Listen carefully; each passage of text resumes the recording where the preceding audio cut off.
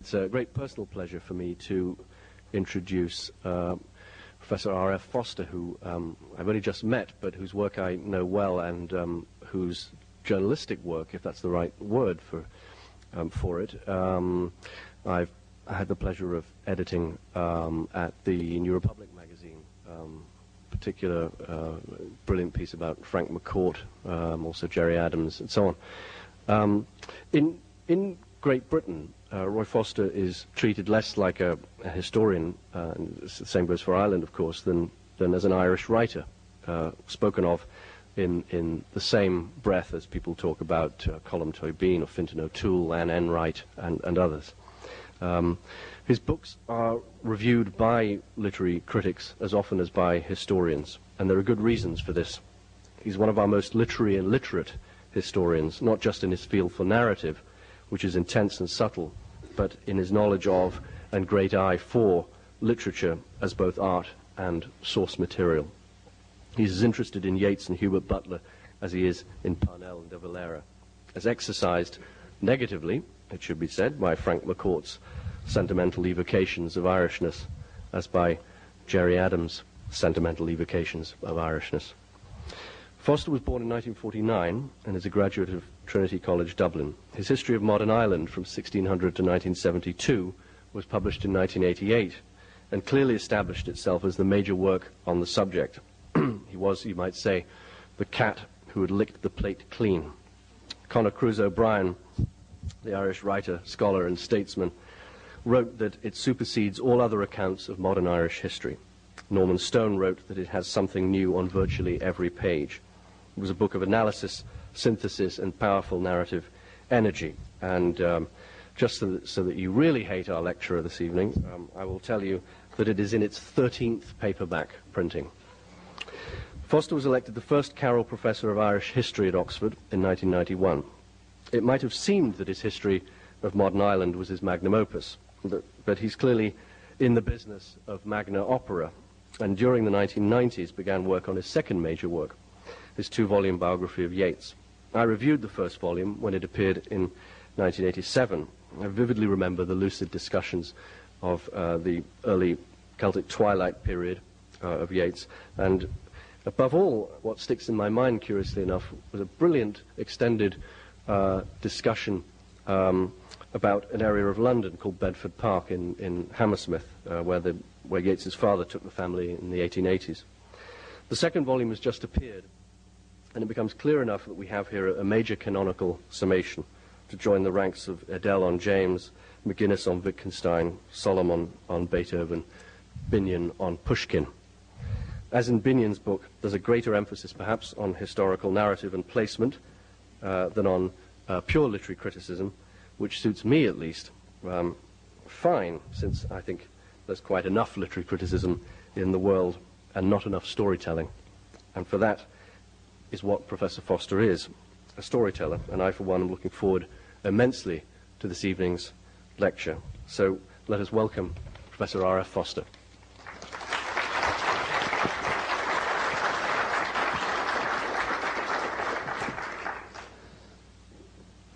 Thank you, James, for that generous introduction, and I'd like to thank those who invited me as well. I'm nervous about talking to an audience that includes not only a critic of the stature of James Wood, but my eagle-eyed editor from Oxford University Press, who knows it all already, and most alarming of all, my old history teacher from my brief but ecstatically happy American education in the 1960s. That was not ironic, that description. In order to put us all at our ease, I think I'll show a picture or two, if Vladimir could dim the light slightly, and if the machinery works. A suitably Olympian image of Yeats, a bust made of him when he was a great figure, a smiling public man. When a patina of reputation adhered to him that's as glossy as the finish of that particular object. What I want to talk about tonight is what it's like coming to the end of a life of Yeats. And I also want to talk a little about the end of Yeats's own life to end the lecture. Because after working on it and in spite of what James said, alas, it's even longer than the 1990s. I've worked on this book for 17 years, since 1986. One wonders at the end what one knows and what one has said. You realize from the beginning, dealing with Yeats, that you're dealing with an extremely complex and astonishing person. His wife, George, looking out material for another biographer who was, like many of them, unsuccessful, wrote to her husband that searching through material about him has brought home to me, she said, what a strange, chaotic, varied, and completely unified personality you are. It's a significantly astute judgment. There's many significant things about that incident. One, that he wasn't at home and she had to write to him, and another, that the biographer, Oliver Edwards, never completed his work, as many biographers didn't. Austin Clarke, the Irish poet who knew Yeats and didn't care for him, said that Edwards would never complete it because to write a Yeats biography, he was too honest and too nice. So dishonesty and unpleasantness may be one of my qualifications for finishing this book, though I hope not. When A First Full-Scale Life did appear from Joseph Hone, actually George Yeats, and we should also see her, I think, this remarkable woman, George Yeats was disappointed by it privately, because she said that what it hadn't done was match her husband's poetic development with his life. She said that Hone seemed to have written as if the poems as they appear in the great collected poems were written in that order. And he seemed to think they had appeared, first of all, in that form. And of course they hadn't. The order was very far from chronological. In fact, the chronological order of Yeats' poetry is still something that exercises critics a great deal. And of course the poems themselves had been very often rewritten, remodeled, hacked around, sharpened, changed. She felt that, and said that, her husband's life would have looked rather different if the poems had been, so to speak, studied into his life as he wrote them. And when I read this letter, which was actually when I was very far on in this book, I cheered, because that was what I had been trying to do, to embed the poems into the life, to convey the sense of what they were like when they were first written, to go back to early drafts, and to the first draft that Yeats chose to publish, and to show, or try to show, why that was the version he wanted then, and why another version later might meet a different case.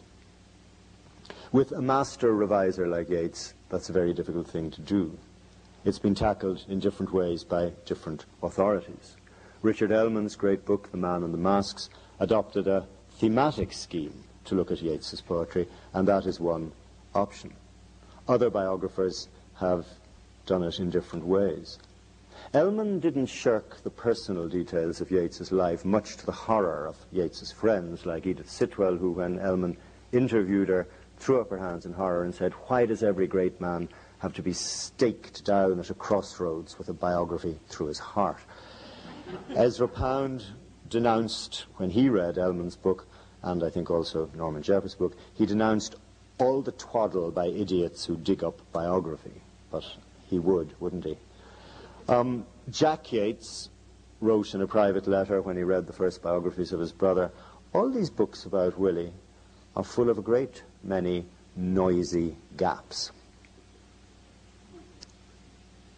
But the gaps were obvious in some ways, partly because of Yeats's highly coloured love life, and because many of the principles, and of course we must look at the great principle, Maud Gonne in full Valkyrie mode, were still alive and capable of causing trouble. However, biographers of Yeats, I suppose, have been strengthened, I know I was, by the evident expectation he had that biographies would be written of his life and that they would have to be frank. He said so to Maud Gonne and to Florence Farr and to other of his lovers when he was collecting material for his own autobiography. But how to separate the life and the work was something that preoccupied him himself. We know that he was preoccupied by the competing demands of life and art, and that he wrote at his best, as I think, when the tension was highest. The intellect of man is forced to choose perfection of the life or of the work, and if it choose the second, must refuse a heavenly mansion, raging in the dark. When all that story's finished, what's the news? In luck or out, the toil has left its mark. That old perplexity, an empty purse, or the day's vanity, the night's remorse. Elsewhere he said that it wasn't part of a poet's job to convey the bundle of accidents and incoherence that sits down to breakfast. That's the everyday man. But he thought that the novelist could do that, or indeed the biographer. I've chosen that phrase for the introduction to my second volume, but I've rendered it instead as accidents and coherence, because it seems to me that Yeats's life is a constant heroic effort to bring the one out of the other. And I've used as an epigraph for the whole book a sentence in a letter written, as it happens, from Yeats to Ezra Pound. After all, he told Pound, after all, one's art is not the chief end of life, but an accident in one's search for reality, or rather, perhaps, one's method of search. Accidents, again, in the pursuit of coherence. So I think we can link the daily life to the creative life, especially as Yeats so often did when commenting on his own poems. It may be unwelcome to some postmodern critics, but writers often do that. Samuel Beckett even has linked in latter years the inspiration for, of all things, Waiting for Godot to a particular incident in his life. Beckett also said, and I was happy to find this when I was putting together this book, he said that when he read a biography he wanted dates and facts and what people did. He said he wanted to know how Luther lived, not that Luther was historically inevitable. And I think that this is one case for the assemblage of fact. But the assemblage of fact is never enough. And I would like to say that this biography is interpretive. It's highly, in my view, inflected. It's inflected, I suppose, in what's been left out as well as what's in. It's very far from a simple accumulation. What it has tried to do is what historians are supposed to do. It's tried to, as I said, get behind the patina of the finished work of art. It's tried to scrape back beneath the ruthless revisions which Yeats applied to his life no less than his work. And that's what his brother, I think, may have been thinking of when he made that remark about noisy gaps. It's tried, in a sense, to get back to the wonderful phrase that Jack Yeats gave to I think, a dazzling watercolour of Sligo, as the two brothers had known it in their youth, Memory Harbour, which was the title that Yeats himself wanted to call his own first book of autobiography, though it was swiped by somebody else. When he did write these autobiographies, and that is the frontispiece to the first volume of Yeats's autobiography, Reveries Over Childhood and Youth, when he did write his autobiographies, he embarked on them as a great Proustian enterprise, and I think they haven't been given their due, and they haven't been given their due as some of the most marvelous prose of the early 20th century either. And as with Proust, the delicacy and the deviousness take it very far from a reconstruction of record. There's also the difficulty of tracking the researches of a mind that, as Sean O'Fallon, another of those early unsuccessful biographers, said was like a diver flashing down to undersea canyons and swiftly carrying away pearls or possibly rocks.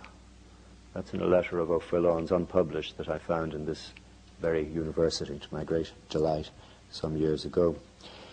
Studying Yeats means reading a great many things one might not otherwise read and would often hope never to have to read again. I remember at the outset of my labours a terrible afternoon in Chelsea with the late poet and mystic Kathleen Raine, who was wont, when the word William Blake was used, to put her hand on her heart and say, "My master, Blake." When I was sent by a mutual friend to have tea with her to discuss Yeats, it was not a marriage made in heaven, rather in hell. She got angrier and angrier at what she thought of as my historical approach, and finally she slammed down her teapot after I had mixed up two of Yeats's Indian gurus. And this was at the very beginning of my research, and said, really, if you're going to do this job, you might at least get your swamis straight. I was shown out the door afterwards, and I had done some homework, but the homework I'd done was reading her autobiography, in which she described putting a curse on her, the love of her life, Gavin Maxwell, as he left his house on the opposite side of the square to go and marry somebody else, and then all his otters died or something. And as I left her house, I looked nervously across, and then there was the most enormous clap of thunder. And I thought, maybe I am cursed, as several people in Dublin had told me I would be if I took on this project. I think I have the Swamis straight now. I've certainly read enough of them to have no excuse not to. But once again, I find a consoling echo in the great good sense of George Yeats.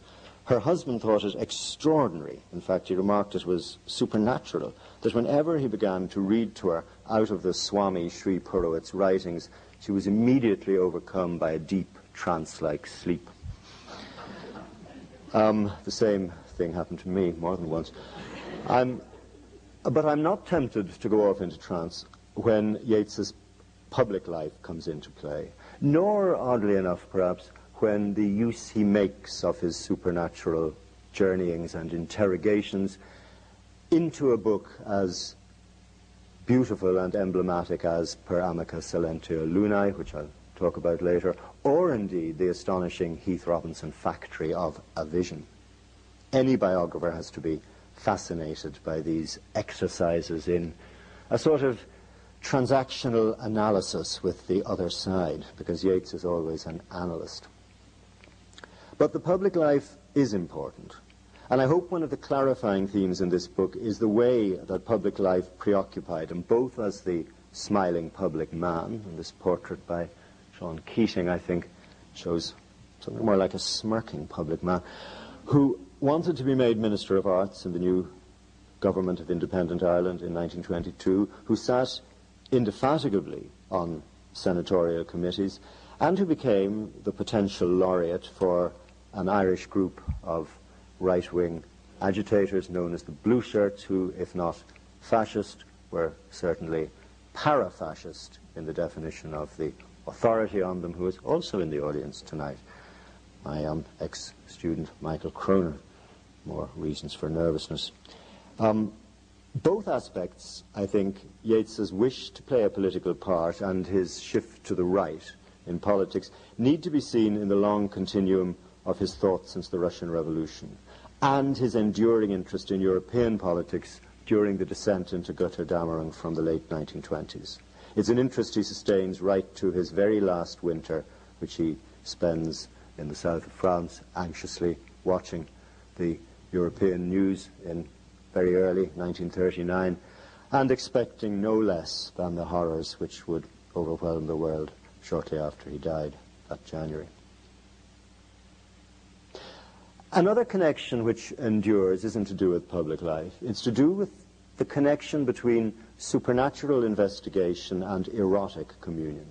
And the famous instance is, of course, his wife's transmission of supernatural messages, built into the strange book, A Vision, which I've mentioned. And as I've said, you can read these voices from the void, which she, as a supposed spiritualist medium, transmitted to him. You can read them as lengthy exercises in transactional psychoanalysis between two people getting to know each other, though I'm sure Kathleen Raine wouldn't approve. But his relationship with his wife, as his relationships with Maud Gonne and her daughter Isolde Gonne, always relied on forms of spiritual collaboration, often as a path to the assertion of power. Just as his affairs later with Margot Ruddock or Dorothy Wellesley are mobilized by joint creative enterprise. And the way that sexual and religious ecstasy fuse in some of his supernatural songs, as he called them, is, I think, a fair reflection of what he was seeking in his life. So, my final volume, this book, The Archpoet, deals with a man who lives through multiple upheavals after the age of 50, but who is determined to transform them into some kind of sense. Even where the story is already partly known, I hope I've put events and thoughts and writings into a new relationship to each other, partly by the addition of new material, partly by embedding a poem or essay or speech in a thick context of private and public life. Yeats's marriage, entered into so rashly and so unexpectedly successful, is clearly a dominating motif. But so, for several years, and this I think has not been known, is his unsatisfied obsession with Maud Gonne's daughter, who's about the same age as his wife, but 23, 24, Iseult Gonne.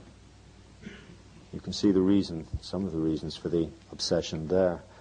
And their correspondence, which has recently come to light, is very arresting and surprising to me in the depth of its commitment, especially perhaps from her side. For her, he was a guru in some ways, a father figure in others, but also a fount of inspiration and consolation in her own extremely storm-tossed life in the wake of her mother's tempest. She also had a kind of vein of hard sense from time to time, which I think appealed to him as it appealed to him in his wife. On one occasion she remarked, Iseult remarked to Richard Ellman, "My mother was not a woman of much discrimination, but she knew better than to marry Willie Yeats." Iseult also knew better. Yeats proposed to her passionately in 1917, but was refused, and very much on the rebound married the remarkable George Hyde Lees instead. Much later, when his marriage had settled into another mode, he said to Iseult, "Oh, Iseult, if only we had married." And she said, "Willie, we wouldn't have lasted a week," which was probably true enough too. Anyway, it is an aspect of life that isn't public and hasn't been public until recently, which is, I think, extremely important, and for which the evidence lies in many of his poems of the early 1920s, which ostensibly about one woman are, as has always been the case with him, sometimes in fact about another. That's a form of renegotiation. And the other thing he does in terms of renegotiation in this biography is renegotiate his political position. From 1916, when the Easter Rising happens, through to 1922, when an independent Ireland emerges, and Yeats has reconstructed his position and his writings by a very clever publication strategy to appear as a founding father of the new state, although he had in fact been very distanced from many of the people who had brought it about. I've dealt with this in detail here. A large part of this is in fact to do with the construction of his autobiographies, with some brilliantly disingenuous strokes, lots of elision, rearrangement. The circumstances of their creation, again, and I come back to this, the circumstances of their creation explain a great deal about the form that the memoirs eventually took. And when he returns to Ireland to live, with the coming of the independent Irish Free State, his political sense develops even more clearly. He spends the summers in the tower, the old, they always called it Norman, but in fact it's probably Elizabethan tower that he had discovered near his friend Lady Gregory's house in the west, and made, as far as he was concerned, habitable, though his wife, children, and servants, I think, thought differently. He turned it, however, into an enduring symbol, not only of his work, but of Irish history, of the waves of overlapping settlements that had created the astonishingly complex and layered reality of Irish history, which Yeats was more attuned to than many of his generation. And of course he uses the tower, through the genius of his friend Thomas Sturge Moore, as the cover of his greatest book and as the title. In 1928, the very year that he stopped living in the tower. Once it had become a symbol, once the symbol had been actualized, he felt no longer the need to actually live there. Though, to be fair, his health also had a large part to play in that. By then also, he is becoming disillusioned with what the Free State, as it's called, is making of itself in Ireland. The old antagonisms of Irish life have revived. And I've spent a lot of space in here exploring the vituperations against Yeats from varied quarters, as well as recounting the accolades which came his way. His life didn't become easier with age, marriage, a family, and comparative financial security. Even the financial security didn't last. He received, of course, the Nobel Prize, nearly £7,000 in the money of the day, 1923, and you multiply, I guess, by a multiple of, I think, 48 to get what it would be in purchasing power today. But the importance of the 1929 stock market crash to Yeats, as well as to lesser mortals, is perhaps one of the less expected perspectives of this book. It also has the implicit message, never take advice from a fellow playwright about where to invest your money. Certainly not if it's Lennox Robinson, and certainly not if he suggests putting it in railway shares in 1923. Yeats needs money all his life, and the Nobel money is actually just a little interim comfort, much of which, anyway, he pays off the debts of his sister's printing press with. But this wasn't the only area of pressure. The Irish Free State was a notably clerical... can you see that? Could we darken it a little? Was a notably clerical institution and became more so all the time. Yeats, in fact, occupied himself a great deal with attempting to change this, but I think without much success. And education was something that preoccupied him in the new state. And his great poem, Among School Children, which I can't resist showing this picture of a nun teaching in order to illustrate, in many ways bears this out. I need, I think, to read a verse or two of it to show what I mean.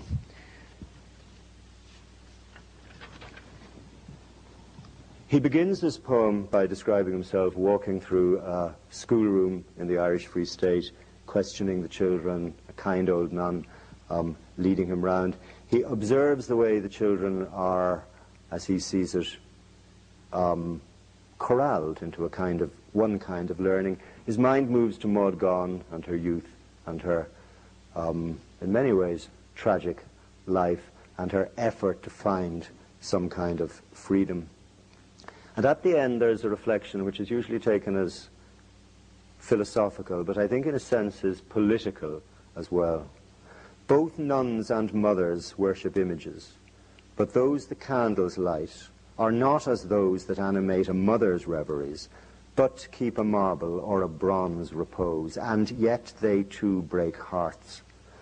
O presences that passion, piety, or affection knows, and that all heavenly glories symbolize, O self-born mockers of man's enterprise, labour is blossoming or dancing, where the body is not bruised to pleasure soul, nor beauty born out of its own despair, nor blear-eyed wisdom out of midnight oil. O chestnut tree, great-rooted blossomer, are you the leaf, the blossom, or the bowl? O body swayed to music, O brightening glance, how can we know the dancer from the dance? It's about the mystery of creativity, but it's also about the ideas he was reading in Gentile and Croce and indeed Maria Montessori. It's about his idea of the construction of a new society, which unwisely in many ways he thought was happening in Italy and not in Ireland.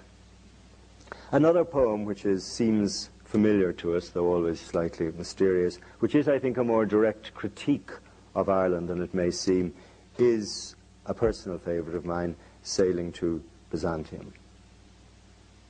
It's interesting, and I have explored the circumstances of this through a series of almost occult coincidences. I discovered that it was written in a house in County Kerry, where I spent quite a lot of my own time, that Yeats was staying there with a certain group of people. I've seen the visitors' book. I found a letter he wrote while he was staying there in a rare Kerry heatwave, where he said, "I have fled here, surrounded by young people, to write a poem about a medieval Irish monk who wants to give up Ireland for Byzantium."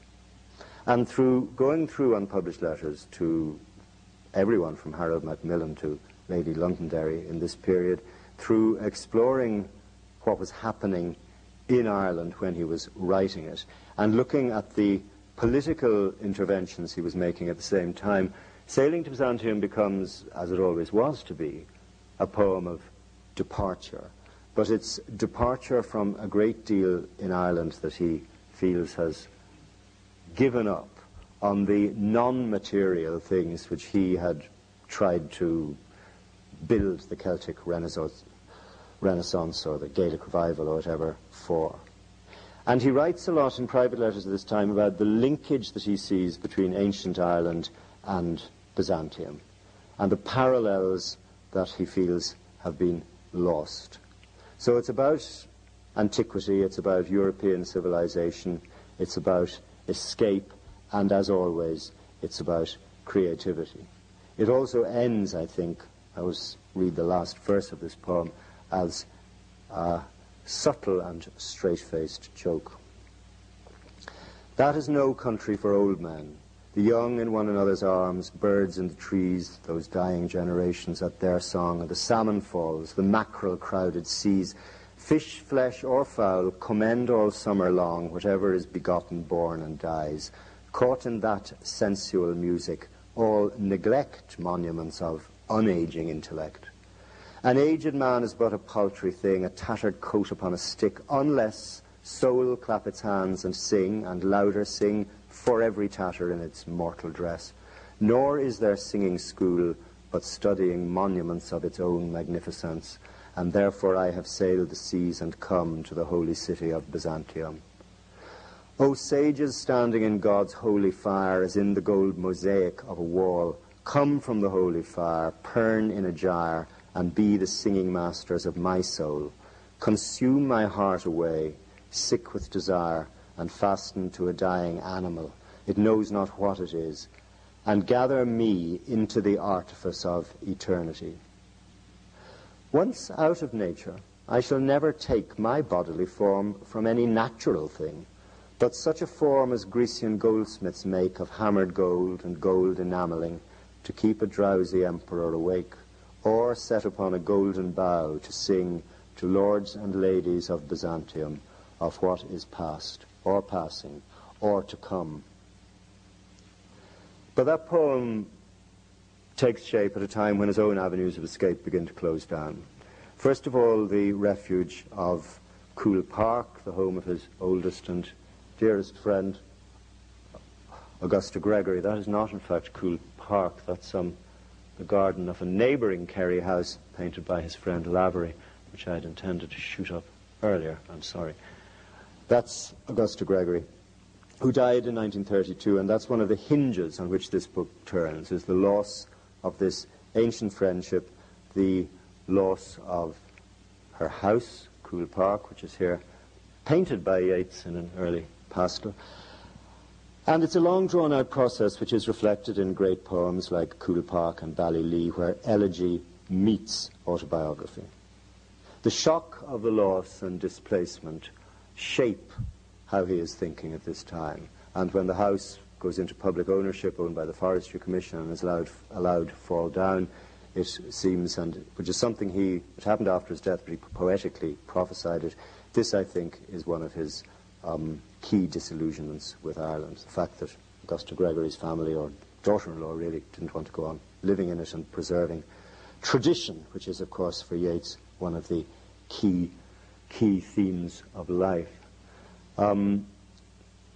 Another case of a poem doing duty for two things, by the way, is the poem about the stanza about the intellect of man being forced to choose perfection of the life or of the work. He originally wrote it and embedded it in the middle of one of his elegies for Lady Gregory.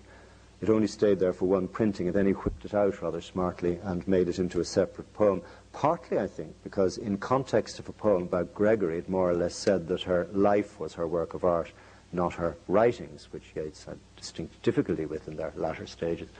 And also, I think he saw the message meant so much for him. Anyway, from 1932, he is displaced.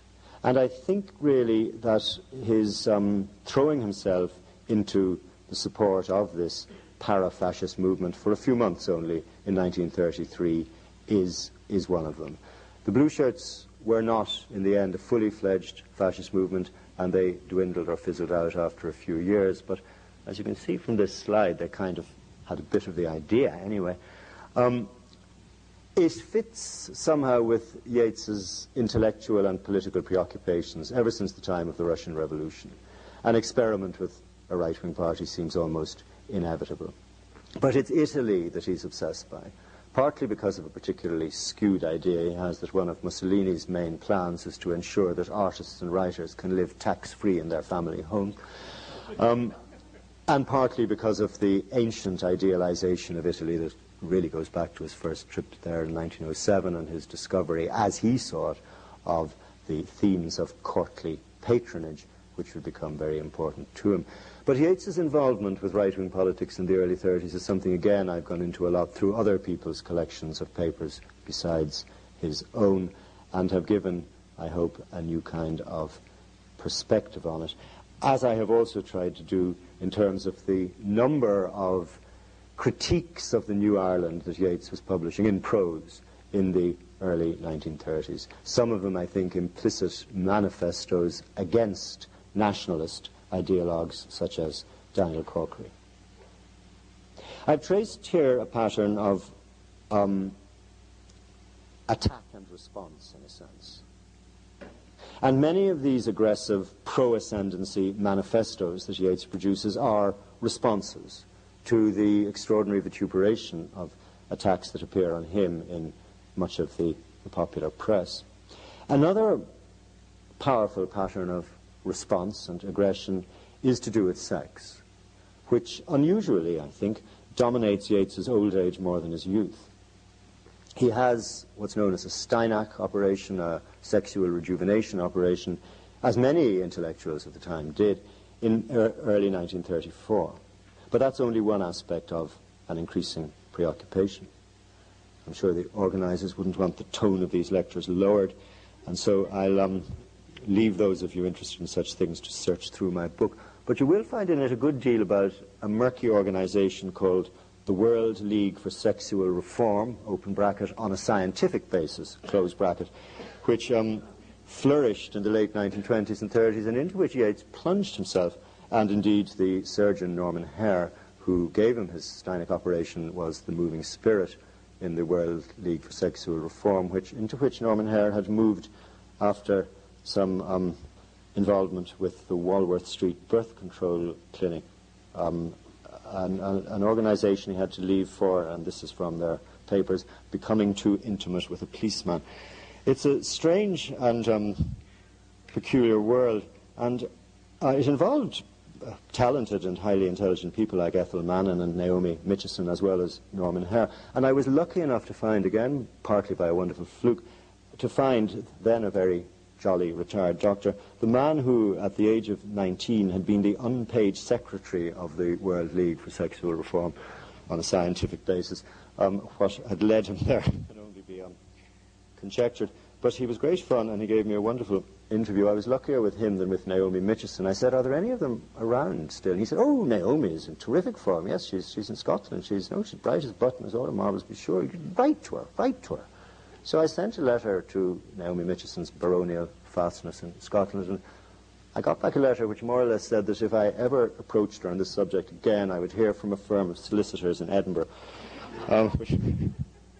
which had to be, alas, written off. The effect of this operation was, it's generally thought, psychological only, but it certainly had an enormous emotional effect. And Yeats's late love affairs with Margot Ruddock, with Ethel Mannon, with Edith Shackleton Heald, can be traced, as those with Maud Gonne and Olivia Shakespeare, or with Iseult and George long before, can be traced through poems that rather frugally sometimes do duty for more than one woman. When you go through the drafts, you see them shifting into a mode where it's clearly going to be Ethel Mannon, not, as it began, poor Margot Ruddock. It also goes, though, with his rediscovered interest in Indian mysticism. It's closely woven through his preoccupation with the tantric mysteries, and all this combines in his pursuit of yet another woman in the 30s, Elizabeth Pelham, who's somebody I've had to excavate again from a dim territory. But one of the most important late relationships is with Dorothy Wellesley, another poet, and I've tried to look at this very closely. Here he is leaving the door of her wonderful house in Sussex with her. She's an unlikely love object. She's a difficult, aristocratic, highly neurotic, heavy-drinking lesbian. And her occasional difficulty have made people, I think, underestimate her importance to Yeats, and I think underestimate her poetry, which is often, in a minor mode, very good indeed.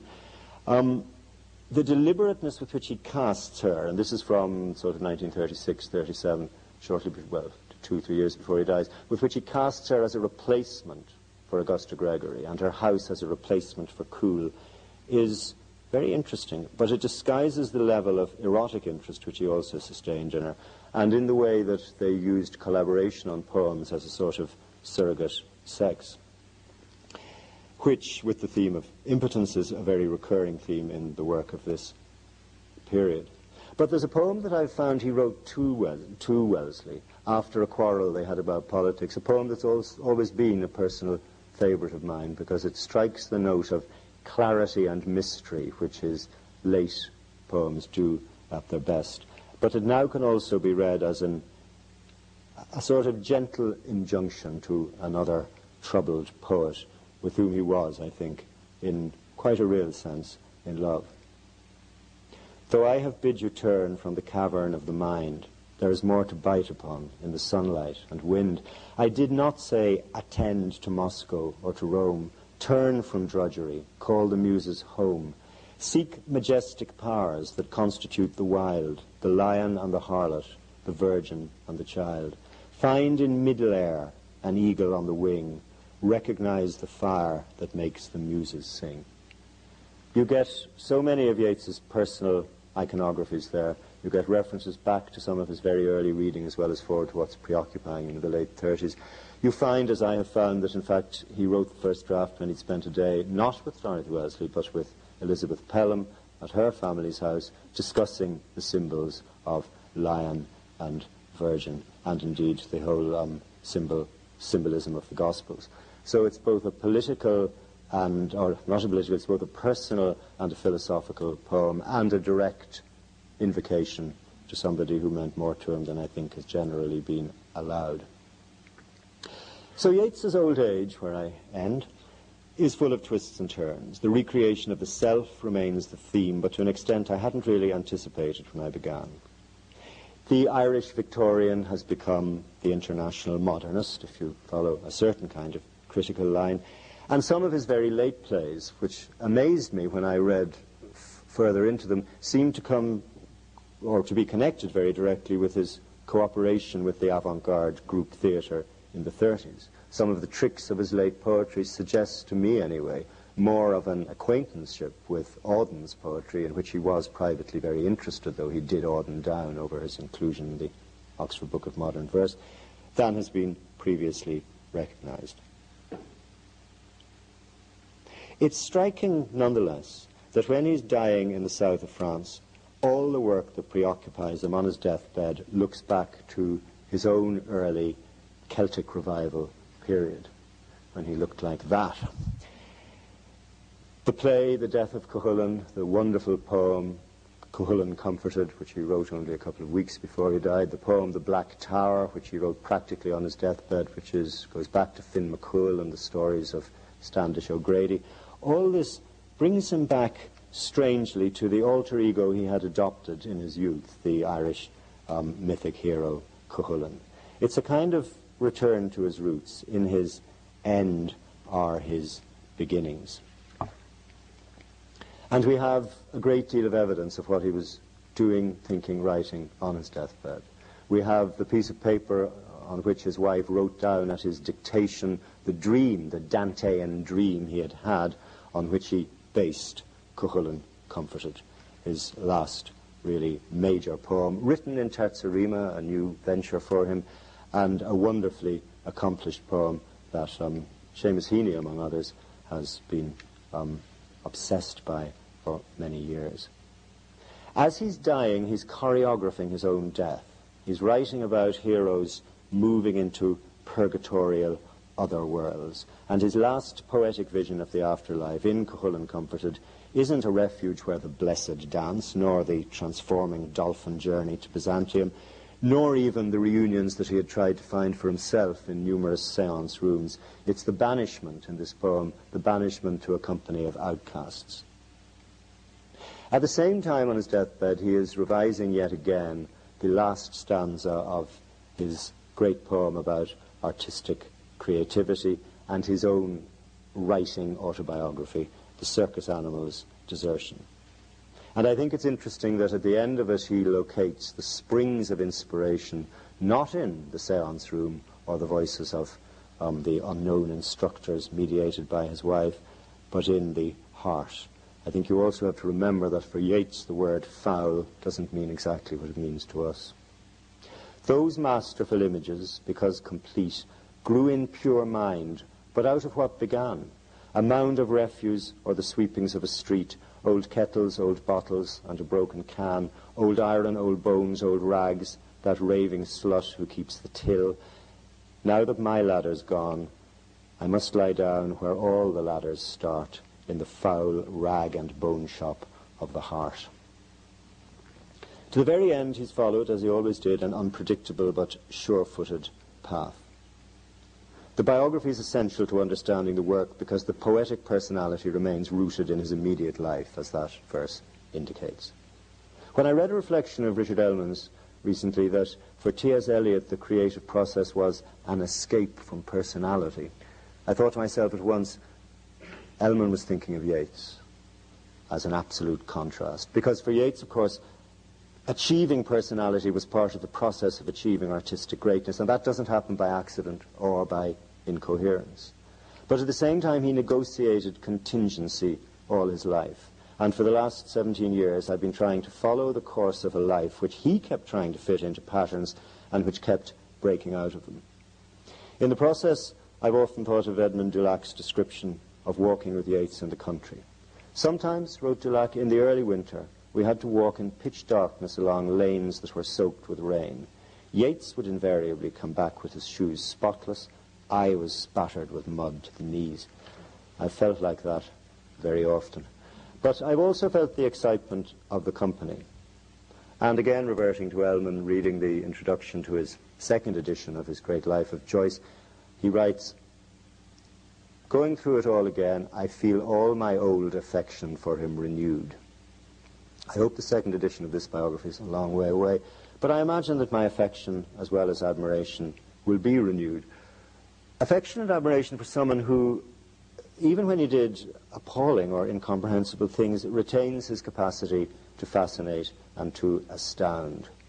Audacity is a word I'm told I use a lot in this book. One always has these words that betray one, even with genius editors. But he was audacious in many things, not least being prepared to appear foolish.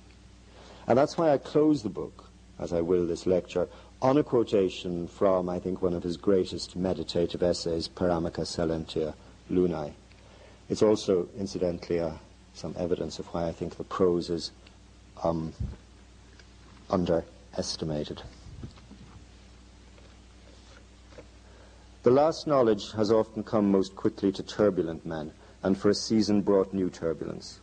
When life puts away her conjuring tricks one by one, those that deceive us longest may well be the wine cup and the sensual kiss, for our chambers of commerce and of commons have not the divine architecture of the body, nor has their frenzy been ripened by the sun. The poet, because he may not stand within the sacred house, but lives amid the whirlwinds that beset its threshold, may find his pardon. I hope anyone reading my biography through to the end will agree that Yeats deserves to find his. Thank you.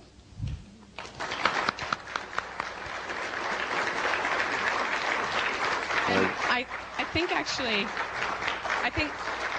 Professor Foster will be happy to take questions. And if you could just wait for the microphone and then stand so that he can identify you and your question, that would help. If you can flag down myself or Julia or Shannon over there, and we'll give you the mic. I'd be equally happy not to take them if that's how you prefer.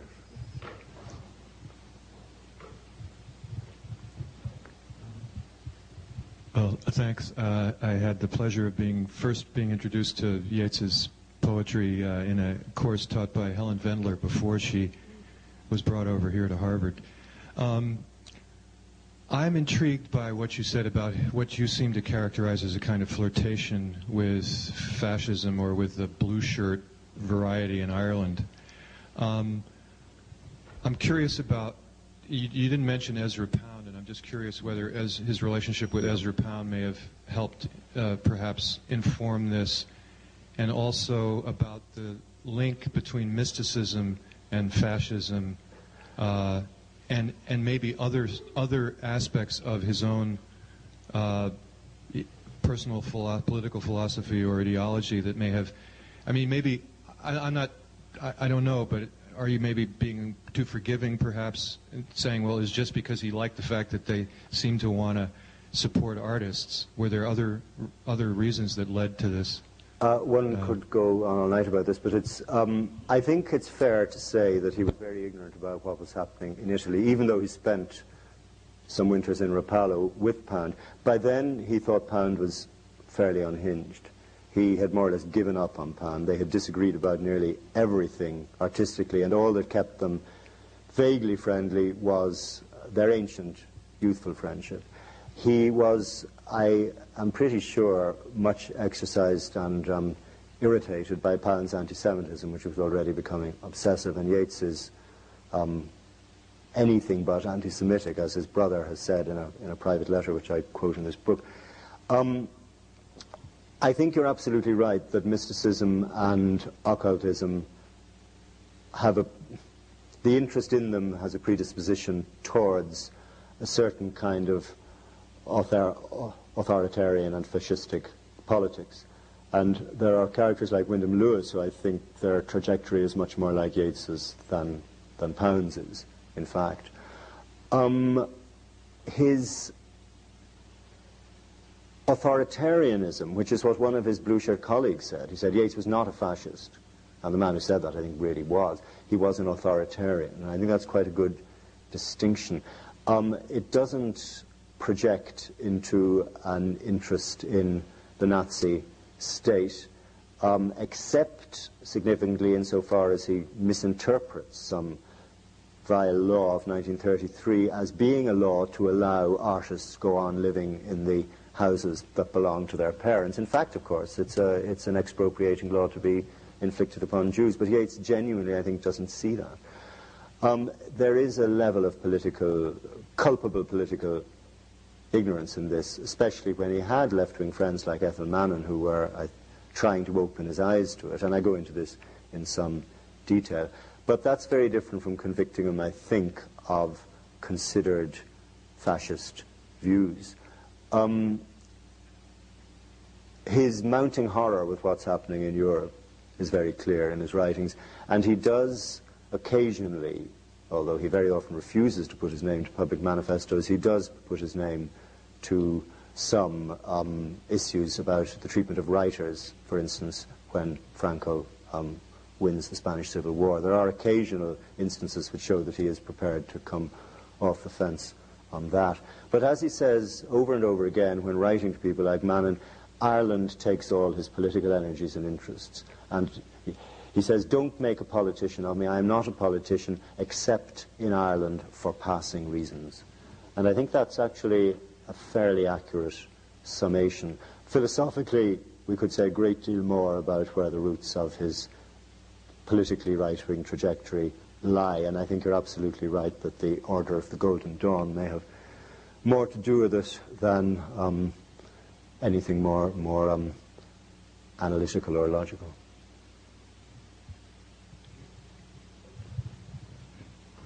Thank you. I just wanted to follow up on that point, really, and perhaps probe you a little bit further, because I do wonder whether there isn't a connection between Yeats's very early interest in Rosicrucians and Neoplatonism and that sort of mysticism, and the idea that there is an Aryan culture which subsequently leads him into Indian mysticism. And that's not the same to say as saying he was in any obvious sense anti-Semitic. Although, I mean, others would say that Pound dedicated Guide to Culture to Louis Zukowski, which some would say demonstrated that he wasn't anti-Semitic either. But I don't think you can argue from that early flirtation with some of these rather bizarre things that Yeats was led into a kind of political racism, but that certainly some of the things he picked up at the beginning were being presented in what was a sort of Aryan context, which may have fascinated him. I think that's true, but remember, vis-a-vis Jewish culture, this is a man who'd steeped himself in study of the Kabbalah, and you know, many of the paths he had prospected aren't that easily assimilable to what becomes Aryanism. As for Zukowski, I think we'd be on a very sticky wicket to try and exonerate Pound from anti-Semitism on that basis. He's sorry, there's something there that I just wanted to pick you up on as well, which is now gone from me.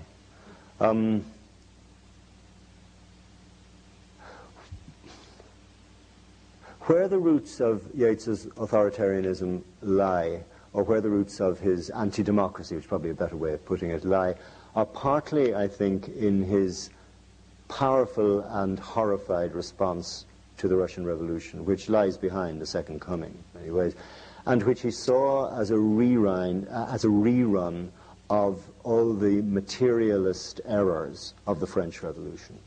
You know, he's reading Burke's Thoughts on a Regicide Peace when he's writing the Second Coming, which I think is very significant.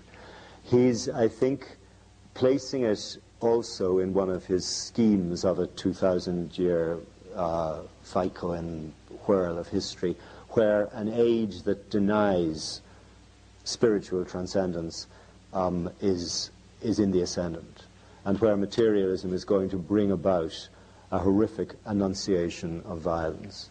And he writes private letters after the Russian Revolution, which are extremely fevered, really, in their reaction to it. So that's somewhere in the trajectory of his thought in the 1920s, when he visits Italy so much, not, I think, taking his admiration of it directly from Pound.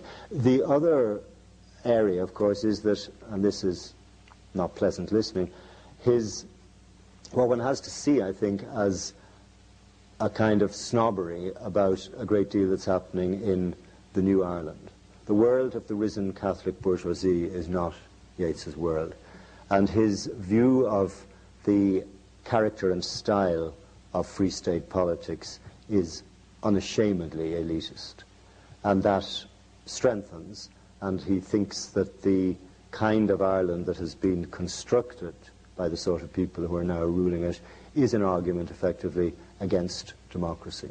And of course, I should have said, the blue shirt flirtation comes also as a response to the fact that De Valera, the ex-gunman who has entered constitutional politics, but many at the time thought very insecurely, was now taking power through the ballot box.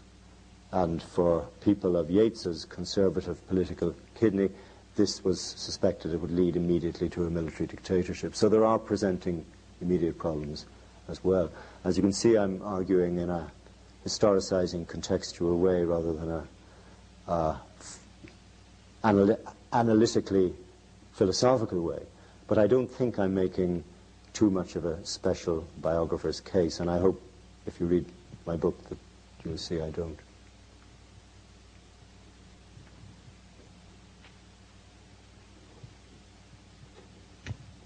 Hi, thank you for your lecture and your book. I just wonder, in the subjects in which Yeats deals a lot with creativity, as you've mentioned many times during your lecture, would you conclude that that's sort of a quest for him, or can you speak about that? You mentioned that creativity was the subject of many of his poems.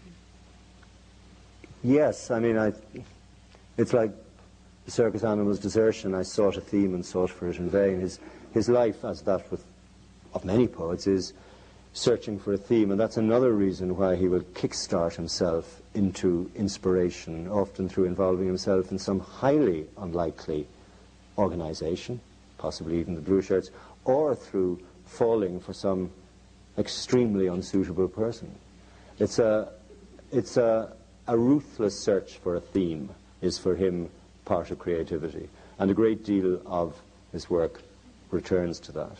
But I do return to that, I think, very telling quote in that letter to Pound, which I mentioned at the beginning, that art is not the chief end of life, but an accident in one's search for reality, or perhaps rather one's method of search.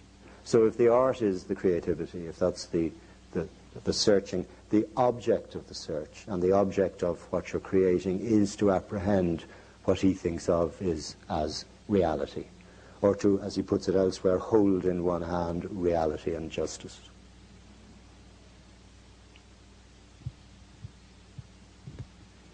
Could I just ask a little bit about a vision which I've never been able to read, and what was it about Yeats, that found sort of esoteric and occult and mystical kind of that sort of realm so compelling, and didn't it after all detract from his poetry, and at it rather than help it? Well, last question first. It didn't detract from his poetry, no. I don't think. And I share your slight impatience with a lot of a vision, though I've now had to read it so often that it kind of, I have a rueful affection for some of it. But the need for it is something actually that threw me when I began all this. And I thought, how am I going to handle all this? Because I rapidly saw what a hugely important part it was of his life. But it did strike me that historians, if I'd been a historian of the 16th or 17th century, I'd been writing about people who believed not dissimilar things on a much wider scale, and that when you looked at the context of the 1880s, when he's an art student, and indeed the 1920s, these were periods of enormous fashion for such voyagings. I also, and indeed the first thing I ever wrote about Yeats, and the first public lecture I gave on Yeats, was about that very question, because I decided that there seemed to be a predisposition among a certain kind of déclassé Irish Protestant in the 19th century to find supernatural paths for their imagination, to in a sense look for an alternative magic to the unacceptable Catholic magic, and an alternative to their own declined and unsatisfactory church. And I put Yeats in a way in a tradition that would include Charles Maturin, Sheridan Le Fanu, Bram Stoker, eventually Elizabeth Bowen, all people from very much Yeats's kind of background. Not grand ascendancy, but kind of second-rank clerical gentry, declining classes, as many historically minded literary critics have often pointed out, often find a voice in interesting ways. And I think the supernatural imagination was important for the Irish Protestant mind in the late 19th and early 20th century. So this may again be a rationalization, but it worked for me. Try it.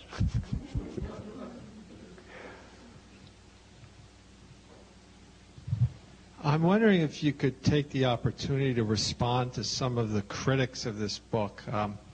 I realize you've had a lot of glowing reviews out there, but I just finished reading Terry Eagleton's review, and he had said that it was a formidable scholarly work. He was, very impressed by a lot of the things, but two things stood out to me. One was, in the beginning of your talk, you said a biography needs to be interpretive. And he said he felt that your work is so overwhelming in empirical detail, like a telephone gets installed, Yeats takes up croquet, that there's not a lot of space for analysis and interpretation. And the second big area that he criticized you is he felt sort of like what people say about Conor Cruz O'Brien, who I noticed in the introduction started off hailing your work. Conor Cruz O'Brien often identifies with settler colonial regimes, whether apartheid South Africa or the elites in Israel. I just have to tell you instantly that's not true about apartheid South Africa or about Conor Cruz O'Brien's whole work in Africa. But leave that aside. It's I would say in The Siege there's a growing sympathy. He has criticisms of them, but what Eagleton says, I'll just read the quotation. That way you can respond to it. He says, like the members of many an ousted governing caste from Malaysia to Zimbabwe, he harbors a smoldering resentment of the native anti-colonial movement. That's referring to you. Republicanism, in his view, is less a logical extension of Enlightenment democracy than a bigoted ethnic conspiracy to sideline posh prods like himself. When an argument touches on this sore point, as Irish arguments often do, he finds it hard to keep his scholarly cool. Well, he finds it hard to keep a straight face. I haven't seen this review, but it doesn't surprise me. You talk about empirical facts and Terry Eagleton's dislike of them. I completely understand that. He's never allowed them inhibit him before. And just to take an empirical fact, which anyone who grew up in Ireland hearing my voice or reading my background will understand, I'm very far from being a posh Protestant. I come honourably from generations of 30-acre farmers and school teachers and grew up in a 3-bedroom bungalow. Terry Eagleton, however, has the assumption that anyone who has the hereditary disfigurement of being an Irish Protestant is therefore posh, which shows how ignorant he is of the couche sociale of Irish society, as ignorant as only a kind of juvenile Marxist whose gods have failed, and who has returned to Ireland to reconstruct himself as a singularly unconvincing Irishman could be. This said, I haven't read this review, which I look forward to, because Terry's reviews always make me laugh like a drain, not least because he has chosen to elect me to the company of the Anglo-Irish ascendancy, which gives many of my friends, as well as me, cause for mirth. It would have pleased my late mother a great deal, but unfortunately she hasn't lived to see it. So I cannot take that kind of cod sociology seriously.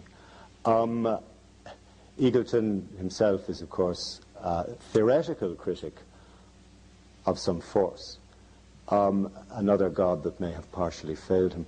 But when he looks at a biography that is historically constructed, but, and I would repeat, interpretive and inflected as well, I imagine that he finds it very hard to understand what's actually being said.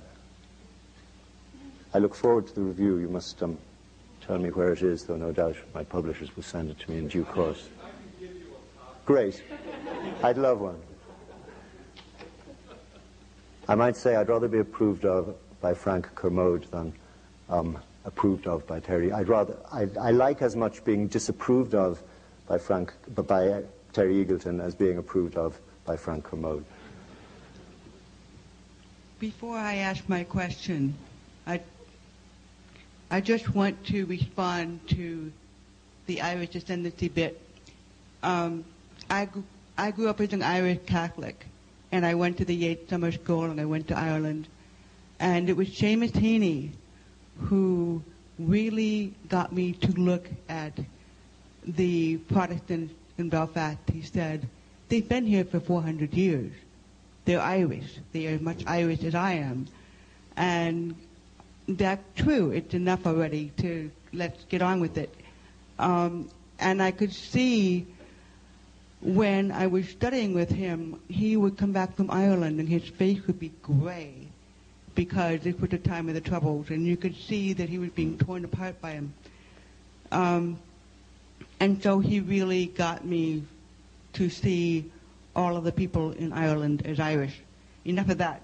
My question, if I can remember it now,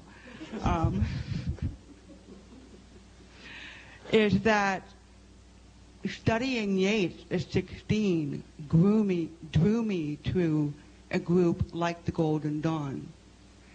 And I saw in that group a repetition of the whole power struggle that led Yeats to found the Stella Matutina and eventually to give up in disgust. And what I've seen in his poem and in the vision is what the thing I remember from the vision is, we've come to give you images for your poetry. And that, to me, is the rationale for the vision. And what I think that happened with him, the whole point of the magician is the knowledge and conversation with your holy guardian angel. And Yeats goes into this whole thing with the daemon. And the tower motif is also his book plate.